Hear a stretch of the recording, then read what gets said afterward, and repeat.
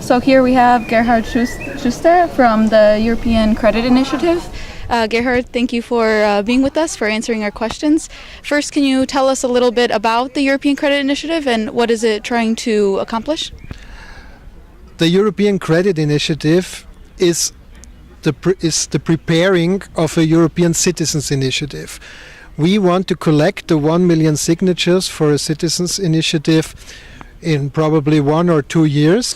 The European Credit Initiative is the idea to make an amendment on the statute of the European Central Bank. This statute is part of the EU treaties, and we make an amendment for a new approach of money and the economy. And the idea is to have credits, interest-free credits, for such companies and banks who permanently forego profits and make the income of employees of companies an issue of the common law, and the companies should work for the common good. So it's a new idea for financing economy beyond the profit motive. And is there any criteria for applying for this credit? Those 3 points are the criteria, but the idea is now to bring this in the EU treaties with the way of a European Citizens Initiative. So we make this question part of the citizenship, of the European citizenship. We choose a democratic way to bring such an issue on economy and money to a public debate. We want to bring this in the public sphere because we are all together responsible also for questions like this. And at what stage is the European Credit Initiative right now? Is there much more work to be done? And what is some of the goals, the future plan? Is there some time plan right now? There is a lot of work to do. We need partners in many European countries. The European Citizens Initiative demands at least 7 countries, but we want to limit ourselves to 7 countries. We want to discuss this question in as many countries as possible, and so there is a lot of work to do. And one of the next important steps is to launch a platform in the internet that we can collect the collectors, or we want to collect the promises of signatures. For example, you can sign in this platform and say, I will collect 300 signatures at the moment the European Credit Initiative is launched.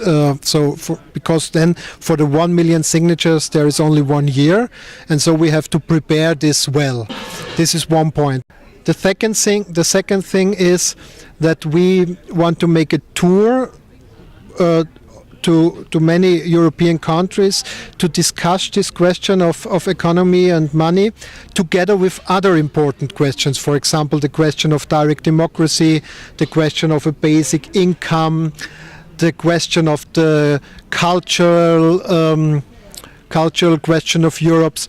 To bring all these questions together, because it's a big task to renew Europe, and it's a question for a democratic relaunch of Europe. It's also the name of a project from Democracy International, the democratic relaunch.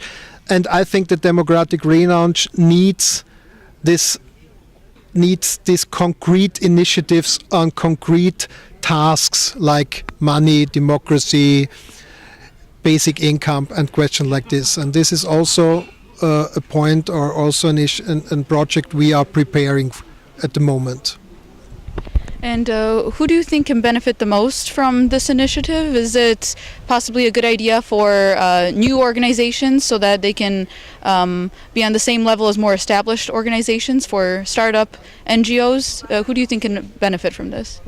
it's not so much about NGOs. It's about companies. It's about the economy, and it's about all of us, because the economic question is one of the most problematic question, because the profit motive causes the most of the problems we have, because the debts, for example, in Greece or in other countries, these are a result of our capitalistic system, where the profit is the mission of our economy. But the mission of economy should be to the needs we have. The economy should work for the needs. So a new approach of money and economy is the benefit for all of us.